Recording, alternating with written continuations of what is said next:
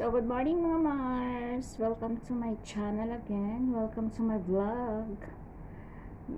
Galing ako work. It's already 1:30 a.m. here.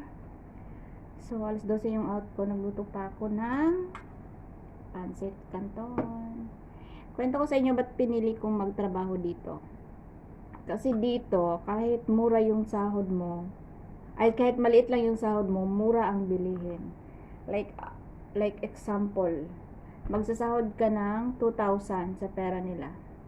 2,000 sa pera nila, isang buwan yon, walang kaltas. Buo mong matatanggap yon. Unless may mga fines ka, may mga ganyan, may mga short ka. Ako kasi cashier ako, 'di ba? Yung 2,000 ko, mabawasan lang yan pag may fines ako na kunyari may nagawa akong kaltasan nila sahod ko. Pag na-short ako sa kaha, kaltasan nila sahod ko. So, kunyari walang kaltas na lahat. Buo mo matatanggap yung 2,000. Pero hindi 2,000 yung sahod ko ha. Halimbawa, yung 2,000 mo sa isang buwan, magbabayad ka ng bahay. Kunyari, 500. So, 1,500 na lang. Magbibili ka ng bigas. Yung bigas dito, 20. So, 20, yung 20 na bigas mo, pang isang buwan mo na yon. Bibili ka ng 2 manok, siguro nasa 15, so 35. Bibili ka ng tubig mo, lagay na lang natin, 20 rin sa isang buwan. So, tubig mo plus bigas na 20 plus manok na 15. So, magkano? 20, 20, 40 plus 15, 55. So, 55, may ulam, may bigas ka na, may tubig ka na. So, kunyari, lagay na lang natin, yung 100 mo or 200 mo, yung 2,000 mo, natin. Yung 2,000, bawasan natin ang bahay mo, 500. Tapos 1,500 na lang. Bawasan natin ng at least 300. 300 para sa kain mo, tubig, ganyan.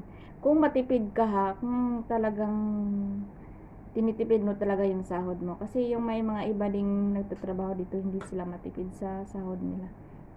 Tapos, so 300, yung 1,500 mo minus 300, may 1,200 ka na lang. Kunyari, yung 1,200 mo, babawasan mo ng 800. 800, papadala mo sa Pilipinas. Hindi kaya, yung 1,200 mo, bawasan natin ng 500, papadala sa Pilipinas. Malaki na yun sa Pilipinas. Siguro nasa mga 8,000, ganyan. So, yung 1,200, binawasan mo ng 500, so may 700 ka. O, diba, may 700. Yung 700 mo, kahit half lang nun, pwede mong ipunin. Like, example, yung 400.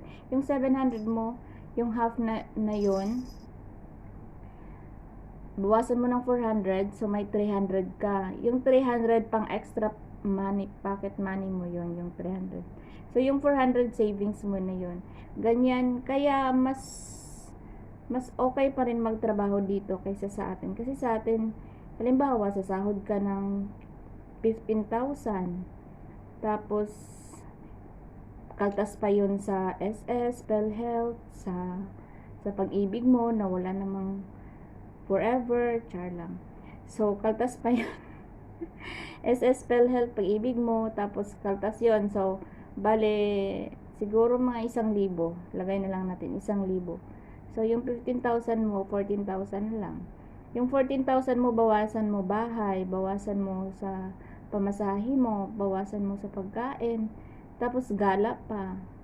Di ba? Tapos magkano na yung bigas ngayon sa Pilipinas, magkano yung gasol, magkano yung upa ng bahay, magkano yung kuryente, magkano yung tubig. So, in the end of the month, parang mangungutang ka na naman kasi kulang yung sahod mo. Kaya dito sa abroad, mahirap makipagsapalaran sa ibang lahi. Kasi may language barrier tayo.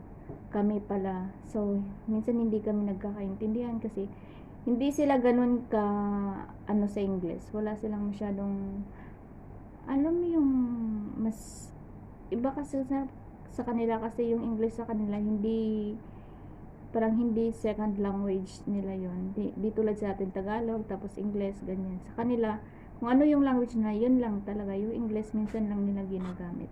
So hindi sila maano sa English na ano na yung kanton ko.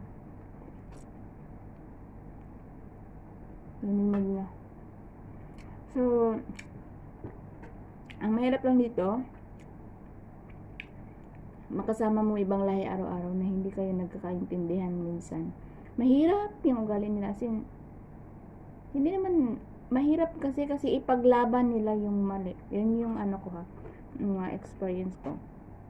Pero when it comes to living, when it comes to nakakain mo lahat ng gusto mong makain, mapupuntahan mo lahat ng gusto mong mapuntahan. Tsaka makatulong ka pa sa pamilya mo. Though mahirap, as in mahirap dito kung magtrabaho ka sa ibang lahi. Kailangan mahaba yung pasensya mo. Mahaba yung pasensya mo. So, yun lang ang chika ko sa inyo ngayong gabi na. Kung bakit mas pinili ko dito, mas gusto ko dito. Mamimiss ko din naman pamilya ko. Kaso lang, mas pinili ko yung life na, lalo na sa generation natin, na we have to work, we have to, parang dapat may pera talaga tayo. Kasi ang mahal ng bilihin. Tapos lalo na sa akin, kailangan kong tulungan yung pamilya ko. Ayun. Sa mga gustong magtrabaho dyan dito, okay naman magtrabaho nito. Tiis lang, tapos sabaan yung pasensya. Ganun lang.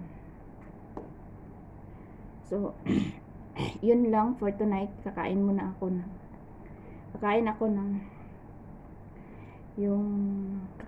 ako tatapusin ko muna yung pagkain ko para makatulog na, tapos duty na naman ulit bukas. Ingat kayo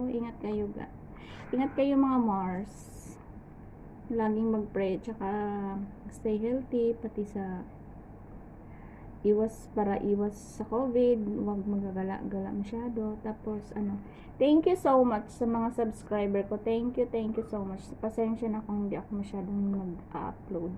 Pero thank you everyone. I really appreciate it. Kahit walang kwenta yung channel ko, nag-subscribe pa rin kayo. Thank you. Ingat. God bless.